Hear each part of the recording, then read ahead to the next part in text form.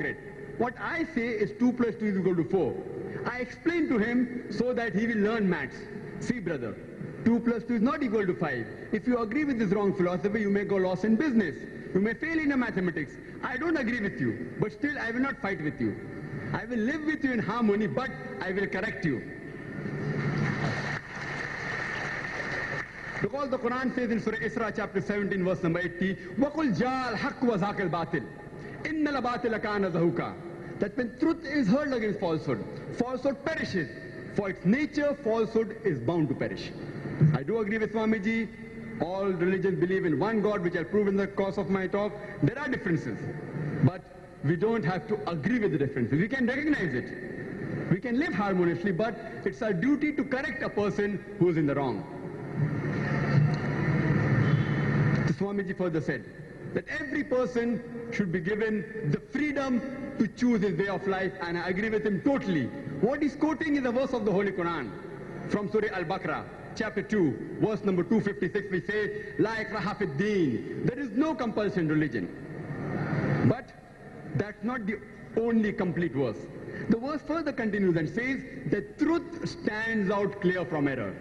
When I tell to the other people that there is no compulsion in religion, forcing anyone to convert at the point of the sword, at the point of the gun, it is useless. That's no religion. But truth stands out clear from error. I have to present the truth to him. If he doesn't follow, then the Quran says in Surah Kafirun, chapter 109, it says, قُلْ يَا أَيُّهَا الْكَافِرُونَ لَا أَعْبُدُ مَا تَعْبُدُونَ وَلَا أَنْتُمْ آبِدُونَ مَا أَعْبُدُ وَلَا أَنَا آبِدٌ مَا عَبَدتُّمْ وَلَا أَنْتُمْ آبِدُونَ مَا أَعْبُدُ لَكُمْ دِينُكُمْ وَلِيَ الدِّينِ. That say to those who reject faith, I will not worship what you worship, nor will you worship what I worship. I will not be worshipping that which you want me to worship, nor will you worship that what I want you to worship. To use your way, to me is mine. You can tell him, Lakum dinukum waliyad-din. To use your way, to me is mine. But we have to present the truth. The question of rejecting the truth only arises after I present the truth to the people. So it's my job as a truthful person to present the truth. I cannot force anyone. So we believe there are differences. We believe everyone has a right to choose his way of life. And the father rightly said that religion is a personal thing, he said, personal belief. And I agree with him. And there are people who say, other people, that see, faith is a personal thing. You should mind your own business. I tell them, it's the business of every Muslim to mind other people's business where faith is concerned. It's the duty of every Muslim to mind other people's business where faith is concerned. Why? We have to project the truth. For example, I always relate the incidents. That suppose you go with your family on a hill station, and while you're speaking with your wife, your small child, your young child of hardly 3 years, he slips away from you while you're talking, and he goes towards the edge of cliff. By the time you realize that he has reached far away, he's so far that he cannot hear your voice. You can hardly see him. There you see that there's an elderly gentleman with his hands folded, standing at the edge of the cliff. He's admiring beauty. He's admiring the beauty. Your child comes very close to him. The elderly man sees that your child, he's going to fall over the cliff. He observes him, but he keeps quiet. After a few seconds, your child jumps over the cliff.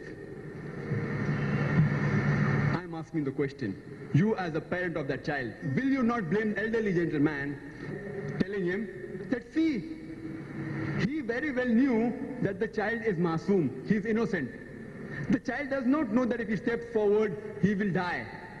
What the elderly gentleman had to do was just to stretch his hand. He did not even have to take a step forward.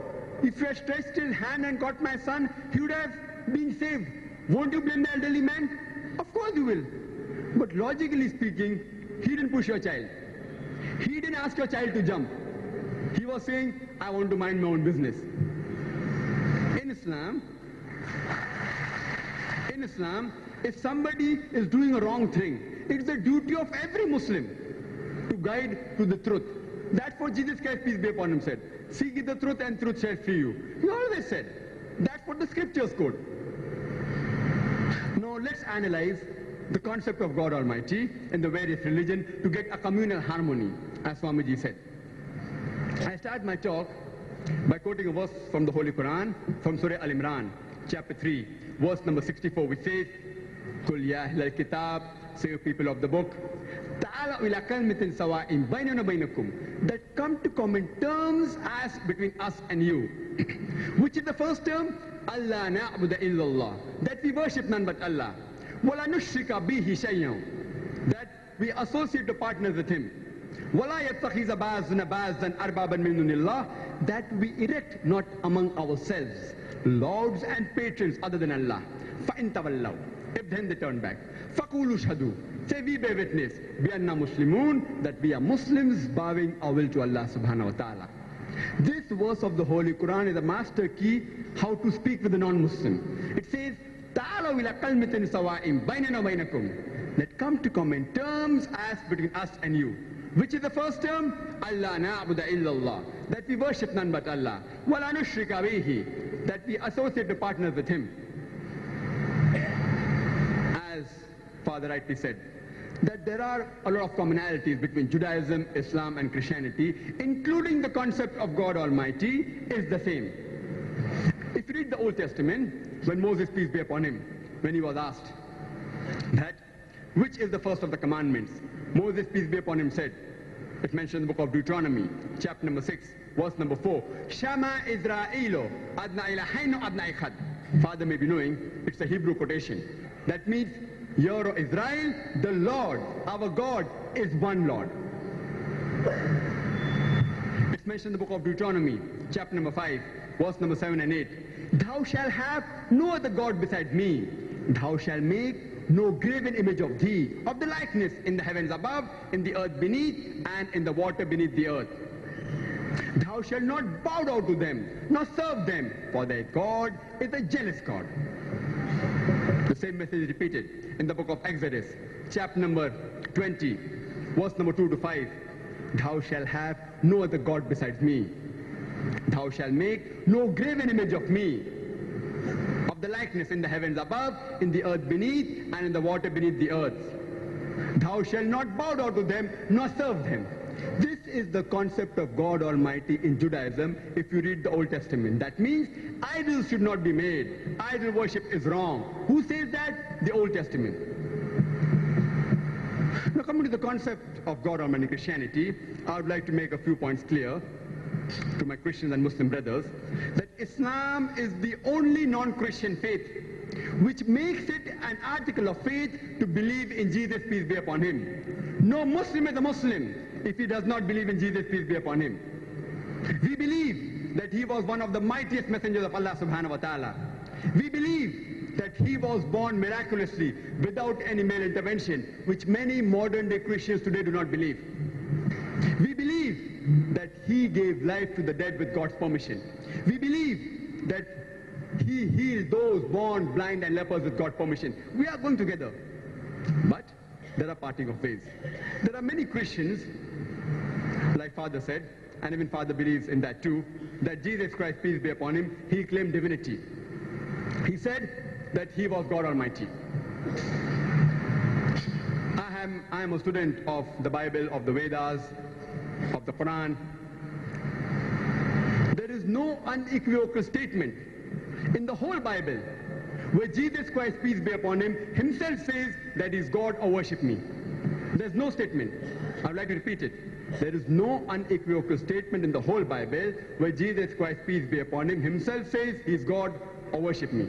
Since I'm a student of the Bible, what I'm saying that if Father today, it is not a debate, I know that, if Father can show me any verse, you know the Bible, if Father can show me any verse in the Bible where Jesus Christ himself says unequivocally that he is God or worship me, I am ready to accept Christianity today. I'm not speaking on behalf of the other Muslims. Since I am a student of the Bible, I am saying that. I know it is for communal harmony. As Swamiji said, rightly said, that we all believe in one God. How will we believe in one God unless we don't analyze the Holy Scriptures?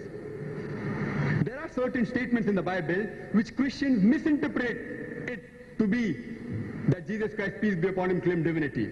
If Father can show me any verse, I am ready to accept Christianity today. Father said that the concept of God